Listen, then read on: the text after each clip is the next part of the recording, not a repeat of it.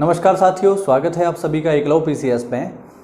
और पिछले लेक्चर्स में हमने भारत की मिट्टियों का विस्तृत अध्ययन किया था, जिसमें हमने तकरीबन इस मैप की सहायता से भारत की सभी 8 प्रकार की मिट्टियों को पढ़ लिया था। अगर आपने वो वीडियो नहीं देखा है तो ऊपर आई बटन पर क्लिक करके आप उसे देख सकते हो। मिट्टियों को पढ़ने के बाद आज हम मिट्टियों की समस्याओं का अध्ययन करेंगे और मिट्टी की जो सबसे प्रमुख समस्या है वो है मृदा अपरदन, जिसे सॉइल इरोजन भी कहा जाता है। तो आज जो है हम मुख्य रूप से चर्चा करने वाले हैं मृदा अपरदन की। आज जो हम चर्चा करेंगे विद्यार्थियों वो होगी मृदा अपरदन के ऊपर, इंग्लिश में से सॉइल इरोजन कहा जाता है। तो आज हम पढ़ेंगे सॉइल इरोजन। अगर मैं आपको सामान्य भाषा में समझाने का प्रयास करूं कि सॉइल इरोजन क्या है, मृदा अपरदन क्या है, तो एक लाइन में हम इसको इस तरीके से समझ सकते हैं कि मिट्टी की जो प्रथम उपजाऊ परत होती है, किसी मिट्टी की जो पहली उपजाऊ परत होती है, उस मिट्टी की परत का अपने स्थान को छोड़ देना ही मृदा अपरदन है। सामान्य भाषा में तो यही है कि मिट्टी की जो प्रथम उपजाऊ परत है, यदि वो अपना स्थान किसी भी कारक की वजह से छोड़ दे, किसी भी कारण की वजह से छोड़ दे, तो इसी घटना को हम कहेंगे कि साहब मृदा अपरदन हो रहा है। अब मिट्टी की प्रथम परत का अपने स्थान को छोड़ने की जो घटना है, इसके बहुत सारे कारक हो सकते हैं जिसकी वजह से ये घटना हो सकती है। किन किन कारणों की वजह से ये घटना हो सकती है, तो ये मुख्य रूप से 2 कारकों की वजह से हो सकती है। या तो वो कारक प्राकृतिक हो सकते हैं जिसकी वजह से मिट्टी की उपजाऊ परत अपना स्थान छोड़ रही है। कौन कौन से प्राकृतिक कारणों में हो सकती है? जैसे जल एक प्रमुख प्राकृतिक कारण है जिसकी वजह से मिट्टी की प्रथम परत अपना स्थान छोड़ देती है। या पवन भी हो सकती है, या हिमानी भी हो सकते हैं, या लहरें भी हो सकती हैं जिसकी वजह से जो है मिट्टी की प्रथम परत अपना स्थान छोड़ दे। यदि हम मानव निर्मित कारकों की बात करें तो मानव निर्मित कारक भी हैं जिसकी वजह से अक्सर करके मिट्टी अपना जो प्रथम परत है, उपजाऊ परत है, वो अपना स्थान छोड़ देती है। जैसे वन उन्मूलन, जब बड़े पैमाने पे डिफॉरेस्टेशन होता है, बड़े पैमाने पे वनस्पतियों को समाप्त किया जाता है, तो वनस्पतियों के ना होने से जो मिट्टी होती है वो कमजोर हो जाती है, और कमजोर होने के कारण किसी भी साधारण बल की वजह से वो अपने स्थान को छोड़ सकती है। या अगर किसी जगह पर अति कृषि की जा रही है, सघन खेती की जा रही है, तब भी वहां पर मृदा अपरदन की घटना बढ़ जाती है। या अगर किसी जगह पर अति चराई की जा रही है, जहां पर पशुचारण बहुत ज्यादा हो रहा है, तो ऐसी जगह पर भी मृदा अपरदन की घटनाएं बढ़ जाती हैं। तो यदि हम देखें मृदा अपरदन क्या है, तो किसी मृदा क्षेत्र में वनस्पतियों के अभाव के कारण कृत्रिम या प्राकृतिक रूप से मिट्टी का टूटना फूटना और अपने स्थान को छोड़ देना ही मृदा अपरदन कहलाता है। ठीक है, ये इसकी जो है सामान्य परिभाषा है। यदि हम कारक देखें तो मैंने अभी आपको बताया कारक इसके प्राकृतिक और मानव निर्मित दोनों ही हैं। लेकिन आप इस बात को हमेशा ध्यान रखेंगे कि जो मृदा अपरदन का मुख्य कारक है वो कहीं ना कहीं प्राकृतिक ही होते हैं। हालांकि यहां पर यह समझने वाली चीज है कि प्राकृतिक कारण भी तब उत्पन्न होते हैं जब मानव निर्मित कारक उनको बढ़ावा देते हैं। जैसे अगर हम इस चीज को समझने का प्रयास करें तो प्राकृतिक कारणों में यदि हम देखें तो जल या पवन, ये दोनों प्रमुख प्राकृतिक कारण हैं जिनकी वजह से सॉइल इरोजन होता है। लेकिन केवल जल या पवन की वजह से ही मृदा अपरदन नहीं होगा। मृदा अपरदन तब होगा जब किसी स्थान पर वन उन्मूलन किया जाए, बड़े पैमाने पे वनों को काटा जाए, पेड़ पौधों को काटा जाए। तो जब वन उन्मूलन होगा तभी जल जो है मिट्टी का अपरदन कर पाएगा। अगर किसी स्थान पर बड़े पैमाने पे जंगल मौजूद हैं, बड़े पैमाने पे वनस्पतियां मौजूद हैं, तो विद्यार्थियों वनस्पतियों की जो जड़ें होती हैं वो मिट्टी को बांधे रखती हैं, और मिट्टी को बांधे रखती हैं तो सामान्य रूप से मिट्टी को जल या पवन बहा करके नहीं ले जा पाते क्योंकि वो बंधी होती हैं। लेकिन अगर वन नहीं है, अगर वन ही समाप्त हो गए तो मिट्टी को बांधे रखने वाला फोर्स खत्म हो गया, और मिट्टी को बांधे रखने वाला फोर्स खत्म हो गया तो जल और पवन आसानी से उसको बहा करके ले जाएंगे।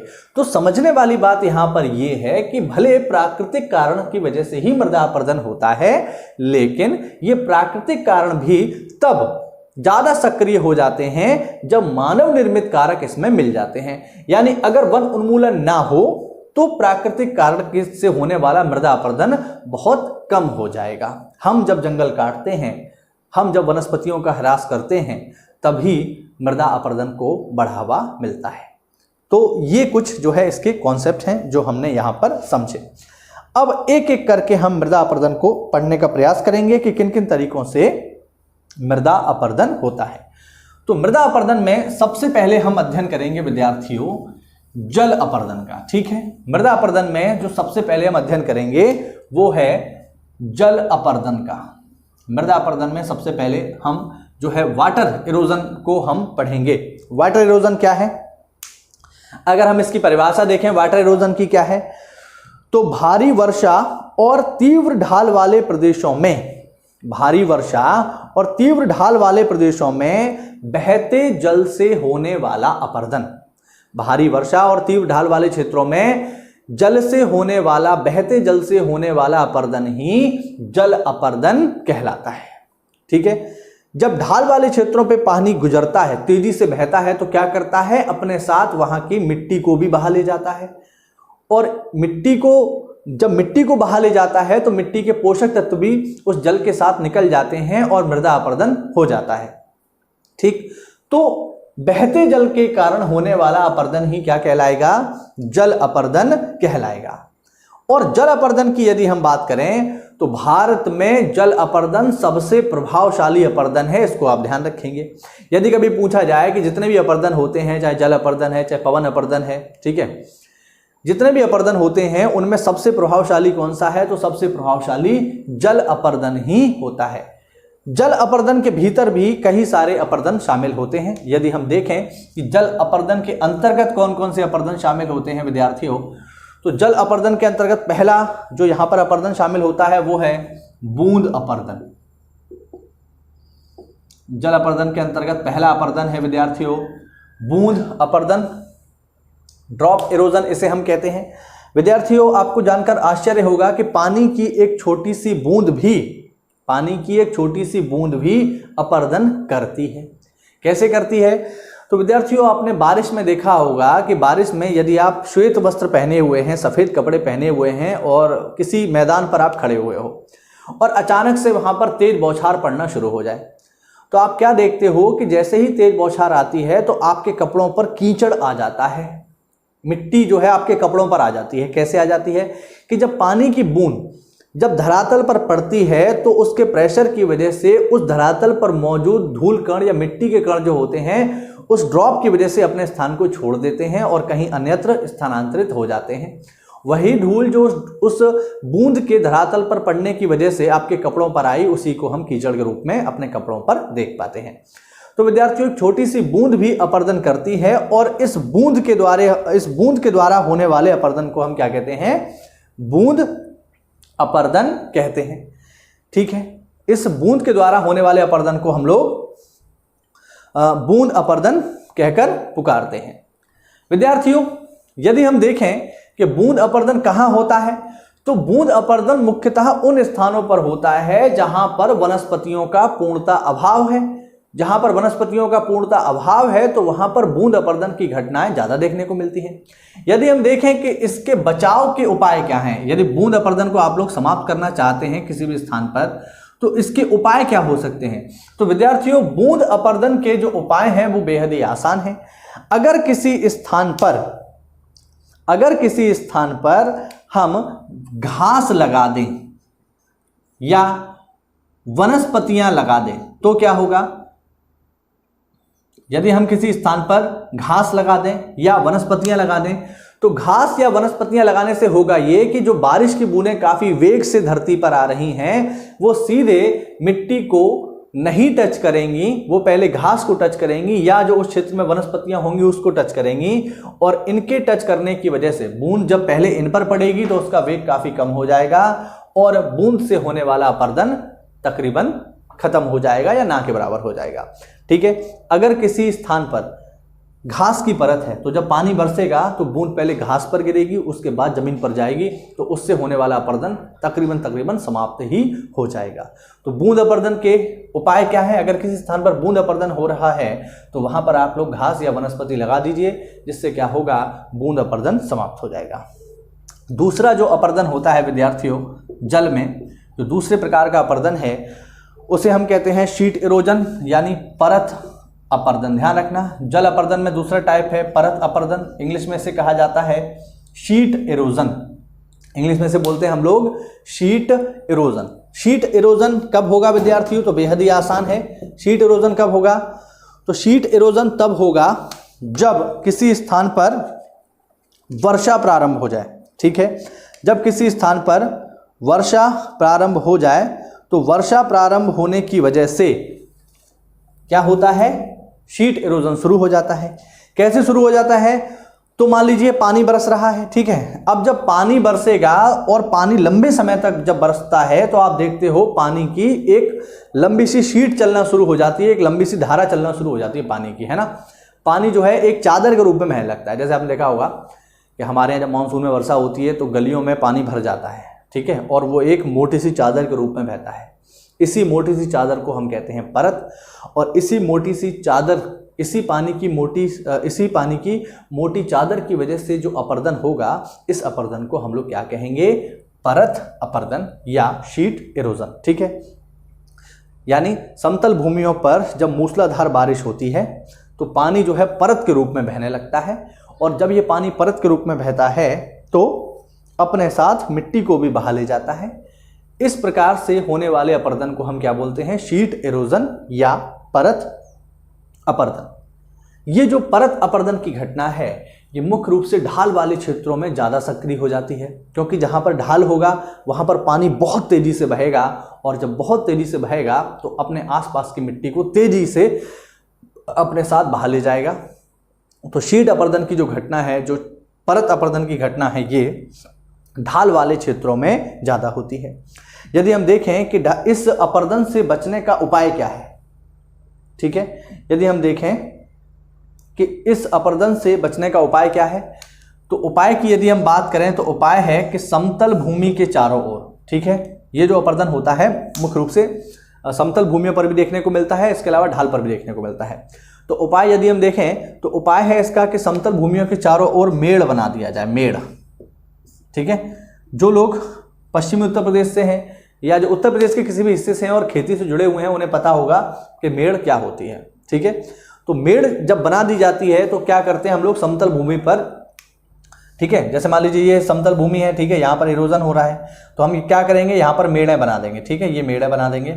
इन मेड़ों को बनाने से क्या होता है कि पानी जो है वो शीट फॉर्म में नहीं बह पाएगा। ठीक है, जब यहाँ पर मेड़ बनी होंगी तो पानी जब यहाँ से गुजरेगा तो ये अवरोधक के रूप में जो मेड़ें बनी हुई हैं ये उसको रोक लेंगी, और पानी शीट के रूप में नहीं बह पाएगा। शीट के रूप में नहीं बह पाएगा तो अपने साथ मिट्टी को भी बहा करके नहीं ले जा पाएगा, और परत अपरदन की घटना जो है कम हो जाएगी। ठीक है, तो परत अपरदन की घटना को रोकने का उपाय क्या है? मेड़ बना दी जाए। ठीक है, मुख्य रूप से जो उत्तर प्रदेश के मैदानी इलाके हैं वहाँ पर मेड़ों का जो है प्रचलन बहुत ज़्यादा है, और हम सभी लोग इससे परिचित भी हैं।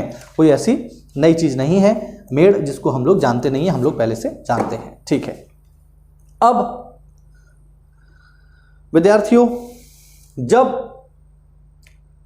परत अपरदन होना शुरू हो जाता है, ठीक है, अब हम यदि इससे आगे बढ़ें तो जल अपरदन में हम लोग अगला टाइप देखते हैं। तो विद्यार्थियों अभी हमने देखा कि बहुत पानी बरसा, और पानी जब लंबे समय तक बरसा तो क्या करता है पानी कि परत अपरदन होने के बाद जो पानी की बूंदें हैं वो क्या करती हैं, एक नए प्रकार का अपरदन शुरू करती हैं जिसे कहा जाता है रेल अपरदन। अगले प्रकार का जो अपरदन है वो है रेल अपरदन। ठीक है, रेल अपरदन में क्या होगा कि जब पानी बहना शुरू करता है, ठीक है, तो बहने के फलस्वरूप जब वह मिट्टी की परत को हटा देता है, जब वह मिट्टी की परत को हटा देता है, जब वह पतली परत को हटा देता है, तो विद्यार्थियों जब पतली परत हट जाएगी तो नीचे कठोर परत आ जाएगी, और कठोर परत पर जब पानी बहना शुरू करता है तो उस कठोर परत पर छोटी छोटी नालियां बना लेता है। ठीक है, पानी जब बहना शुरू करता है तो क्या करेगा, परत अपरदन करेगा। और जब परत अपरदन वो कर चुका होगा, तो परत अपरदन जब हो जाता है तो क्या होगा, मिट्टी की जो पहली परत थी वो तो परत अपरदन के साथ चली गई। जब परत अपरदन समाप्त हो जाएगा तो मिट्टी की जब प्रथम परत चली गई तो जो कठोर परत बची, उस कठोर परत पर पानी क्या करता है, छोटी छोटी नालियां बनाकर बहने का प्रयास करता है। ये जो छोटी छोटी नालियां मिट्टी की कठोर परत में बन जाती हैं, इन्हीं मिट्टी की छोटी छोटी पानी की नालियों को ही हम क्या कहते हैं, इन्हीं को कहा जाता है रिल। ध्यान रखना, ठीक है। बहुत ही सिंपल सा कॉन्सेप्ट है। परत अपरदन के बाद जब मिट्टी की पतली परत हट जाती है तो कठोर परत रह जाती है, और पानी फिर भी जब बहता रहता है तो क्या होता है, उस कठोर परत में पानी छोटी छोटी नालियां बना लेता है। यही छोटी छोटी नालियां कहलाती हैं रिल, और इन्हीं नालियों से होने वाला अपरदन क्या कहलाता है, रिल अपरदन। ठीक, अब रिल अपरदन को कैसे रोका जा सकता है, तो रिल अपरदन को कैसे रोका जा सकता है, तो रिल अपरदन को हम लोग छोटे छोटे बांध बनाकर रोक सकते हैं, छोटे छोटे बांध। ठीक है, छोटे छोटे बांध हम बना सकते हैं, और उन बांधों में पानी को रोका जा सकता है, और जब पानी वहां उन बांधों से रुक रुक कर आएगा तो रिल अपरदन नहीं कर पाएगा, छोटी छोटी नालियां नहीं बना पाएगा, जिससे रिल अपरदन रुक जाएगा। ठीक है, देखिए यहां पर अपरदन को समझने के साथ साथ उसको रोकने के जो उपाय हैं वो भी आपको ध्यान रखने हैं, पेपर में ये उपाय भी पूछ लेता है। तो रिल अपरदन को हम लोग छोटे छोटे बांध बनाकर रोक सकते हैं। लेकिन आप इमेजिन कीजिए कि किसी स्थान पर रिल अपरदन लगातार हो रहा है और किसी ने उसको रोकने का प्रयास ही नहीं किया, ये स्थिति आ सकती है। तो विद्यार्थियों, जब लंबे समय तक रिल अपरदन चलता रहता है, ध्यान रखेंगे, तब प्रारंभ होता है अवनलिका अपरदन। बहुत ही इंपॉर्टेंट है ये, तो इसे बोलते हैं गली इरोजन।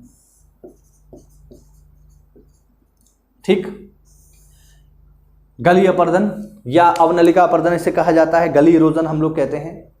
अवनलिका अपरदन कब होगा विद्यार्थियों, तो अवनलिका अपरदन तब होगा जब रिल इरोजन लंबे समय तक चलता रहे। ठीक है, ध्यान रखेंगे, जब रिल इरोजन, जब रिल अपरदन लंबे समय तक चलता रहता है, ठीक है, तो उसके बाद प्रारंभ होता है अवनलिका अपरदन। ठीक, यानी रिल अपरदन के अंतर्गत छोटी छोटी नालियां बनती हैं मिट्टी में। जब ये नालियां बड़ी बड़ी हो जाती हैं तो इन्हीं बड़ी बड़ी नालियों को हम क्या बोलते हैं, अवनलिका बोलते हैं। ध्यान रखना, यानी हम कह सकते हैं कि अवनलिका अपरदन जो है रिल अपरदन का ही रूप है। ठीक है, यानी रिल अपरदन जो है छोटे स्तर पर है, और जब रिल अपरदन बड़े स्तर पर हो जाता है तब उसे कहा जाता है अवनलिका अपरदन। जब ये छोटी छोटी नालियां बड़ी हो जाती हैं तब उन्हें कहा जाता है अवनलिका अपरदन।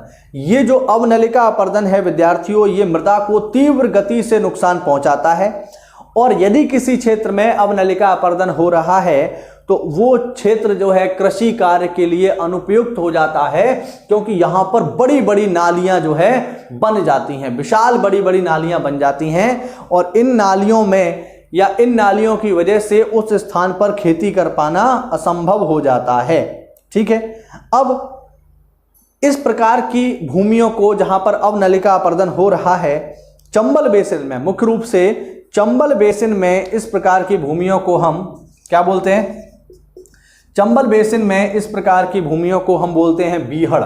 इसके बारे में हम लोग एक चैप्टर में और डिस्कस कर चुके हैं बीहड़ के बारे में। ठीक है, कृषि वाले चैप्टर में हमने इसको पढ़ा था। ठीक है, तो चंबल में इस प्रकार के अवनलिका अपरदन से बने क्षेत्रों को क्या कहा जाता है, बीहड़ कहा जाता है, या खड्ड भूमि कहा जाता है, और इंग्लिश में इसे कहते हैं रेवाइन। ठीक है, इंग्लिश में इसे क्या कहा जाता है, रेवाइन। ठीक है, चंबल बेसिन में इस प्रकार की भूमियों को बीहड़ कहते हैं। और अवनलिका अपरदन इतनी बड़ी समस्या है कि अवनलिका अपरदन के कारण भारत में 36.7 लाख हेक्टेयर भूमि जो है नुकसान पहुंच चुकी है अब तक इस अपरदन की वजह से।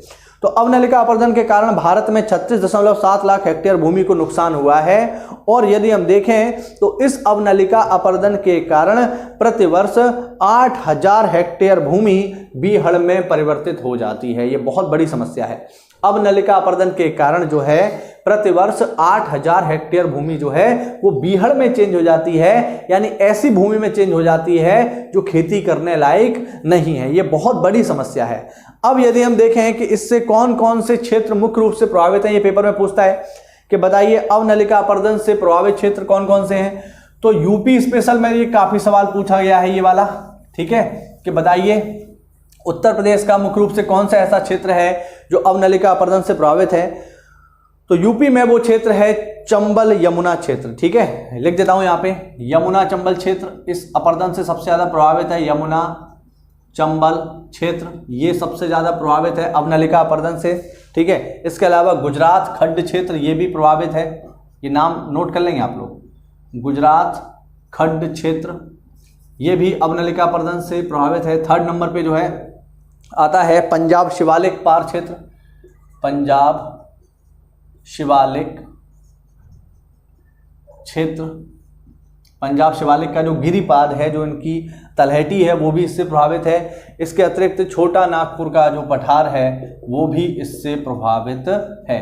छोटा नागपुर क्षेत्र भी जो है अवनलिका अपर्दन से प्रभावित है। तो ये एक बहुत बड़ी समस्या है जो प्रतिवर्ष तकरीबन 8000 हेक्टेयर भूमि को कृषि के लिए अनुपयुक्त बना देती है। तो अवनलिका अपर्दन बहुत बड़ी समस्या है।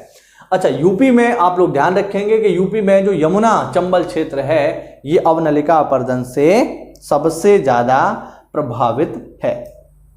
अब इस अपर्दन को हम कैसे कंट्रोल कर सकते हैं ये जरा देखते हैं हम लोग। तो अवनलिका अपर्दन में क्या होता है, जैसा कि आप लोग फोटो में देख पा रहे होंगे कि अवनलिका अपर्दन में जो है बड़ी बड़ी नालियां बन जाती हैं, बड़ी बड़ी विशाल विशाल नालियां बन जाती हैं। अब ये नालियां क्यों बनती हैं, क्योंकि यहां पर पानी का जो बहाव है वो तेज होता है। तो कैसे हम इसे कंट्रोल कर सकते हैं, तो हम यहां पर बना सकते हैं, हम यहां पर घास फूस के छोटे छोटे बांध बना सकते हैं। हम लोग यहां पर घास फूस के छोटे छोटे बांध, जिन्हें स्ट्रॉ डैम कहा जाता है, स्ट्रॉ डैम हम यहां बना सकते हैं। यदि घास फूस के हम छोटे छोटे बांध बना दें तो पानी का बहाव कम हो जाएगा, और कम हो जाएगा तो अवनलिका अपर्दन नहीं होगा। दूसरा हम क्या कर सकते हैं, दूसरा ये कर सकते हैं कि जहां पर भी अवनलिका अपर्दन हो रहा है वहां पर जो है समोच्च जुताई की जाए। वहां पर कैसी जुताई की जाए, समोच्च जुताई, ठीक है। समोच्च जुताई का मतलब क्या है, समोच्च जुताई का मतलब ये है कि देखिए पानी जो इसमें बह रहा है, ठीक है, वो इस तरीके से बहता हुआ आ रहा है। ध्यान से इसको समझेंगे हम लोग।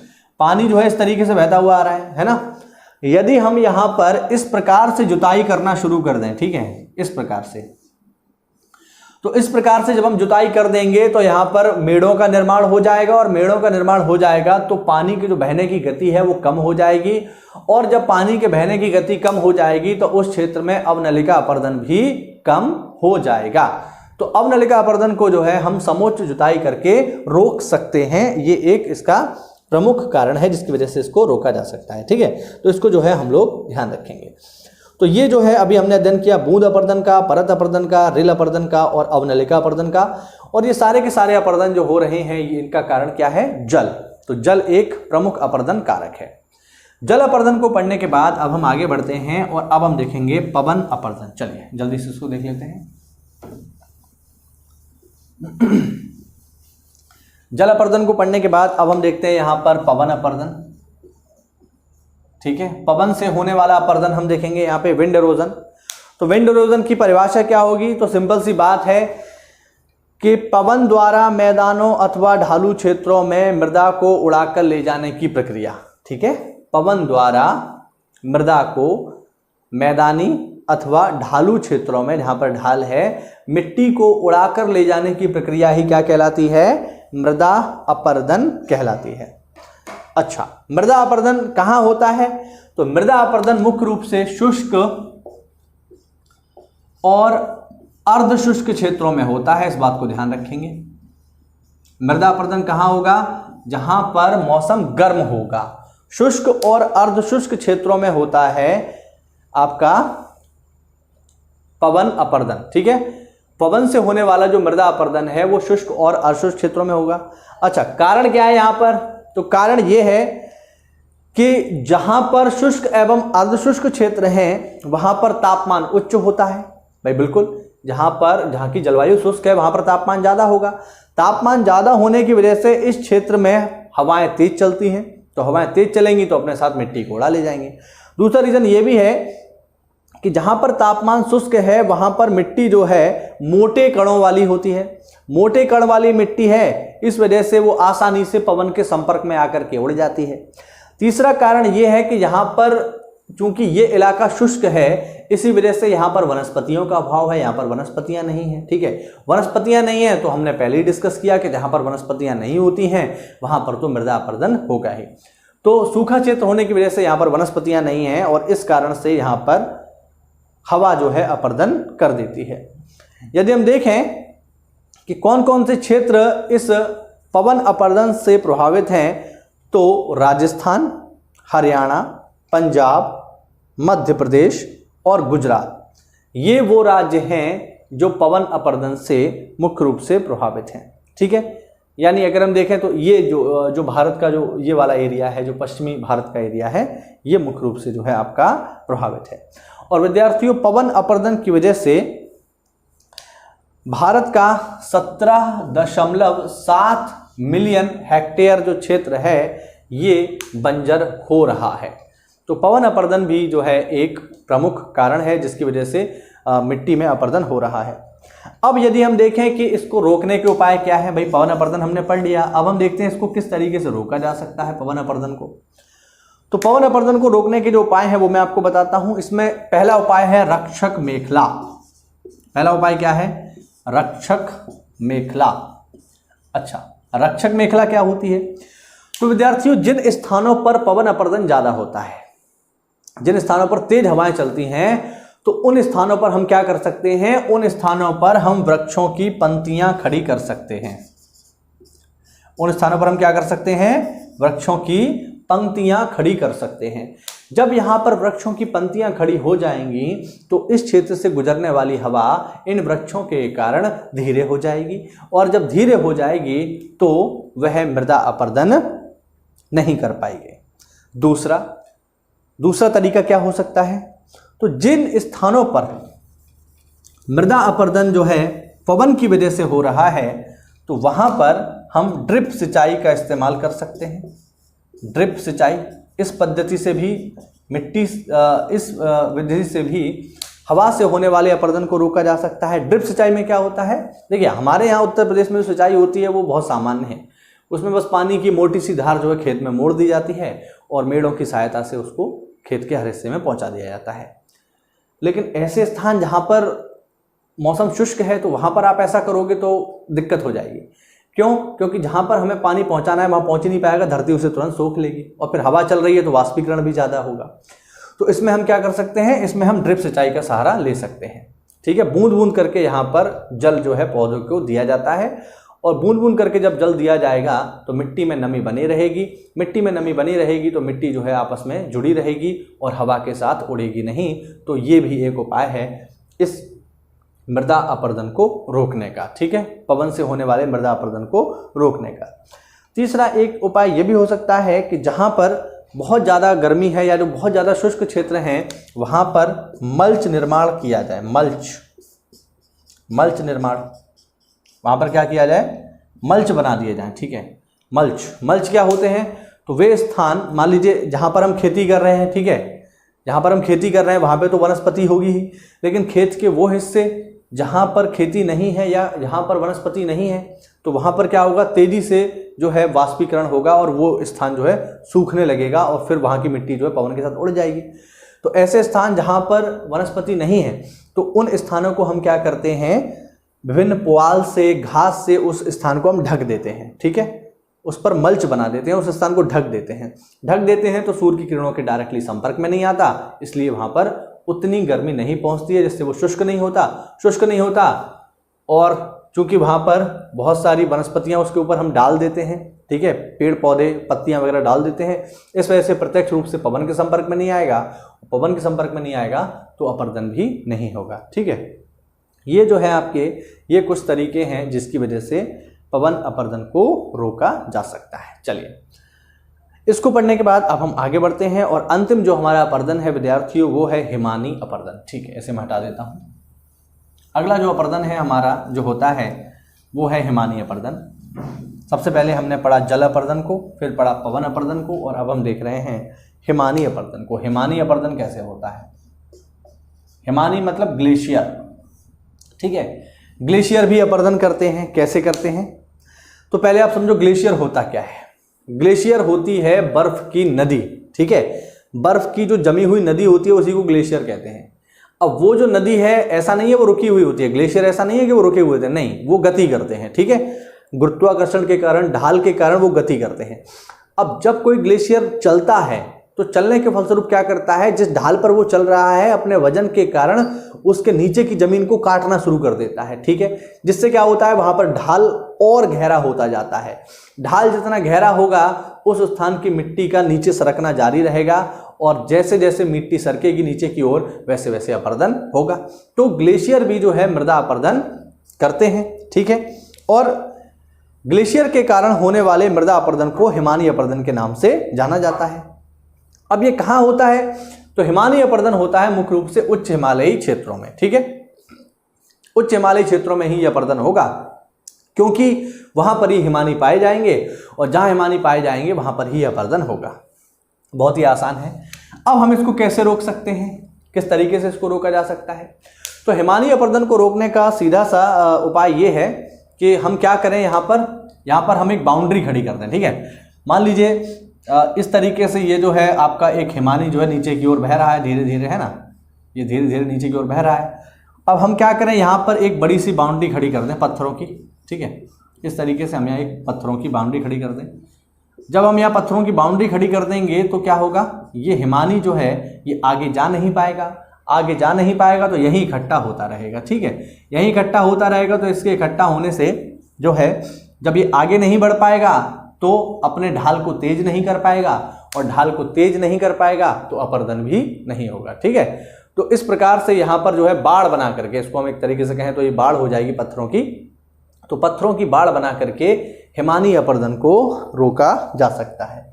ठीक है, तो ये जो है आज हमने काफ़ी प्रकार के अपर्दन यहाँ पर पढ़े। ठीक है, यदि हम रिपीट करें तो हमने जल अपर्दन पढ़ा, जल अपर्दन में हमने बूंद अपर्दन पढ़ा, शीट अपर्दन पढ़ा, इसके अलावा हमने रिल अपर्दन पढ़ा, अवनलिका अपर्दन पढ़ा, उसके बाद हमने पवन अपर्दन पढ़ा, और फिर हमने पढ़ा हिमानी अपर्दन। तो ये थे भारत में कुछ आपके मृदा अपर्दन और मृदा अपर्दन को रोकने के उपाय। ठीक है, तो ये एक महत्वपूर्ण टॉपिक था जो आज हमने डिस्कस किया। ठीक, उम्मीद करता हूँ ये आपको समझ में आया होगा। देखिए, ये वो टॉपिक है जो अक्सर करके हम इसे छोड़ देते हैं। ठीक है, जब हम ज्योग्राफी पढ़ते हैं तो मिट्टी को पढ़ लेते हैं, बट अपर्दन को छोड़ देते हैं, क्योंकि हमें लगता है ये उतना महत्वपूर्ण नहीं है। बट पेपर में इससे सवाल जो है आ सकते हैं, खासकर मृदा अपर्दन को रोकने की विधियों से तो सवाल आ ही सकते हैं। तो उम्मीद करता हूँ इस वीडियो में आपको कोई नई जानकारी मिली होगी। तो ऐसा है तो वीडियो को लाइक करें, चैनल को सब्सक्राइब करें। मिलते हैं अगली क्लास में, तब तक के लिए जय हिंद, जय भारत।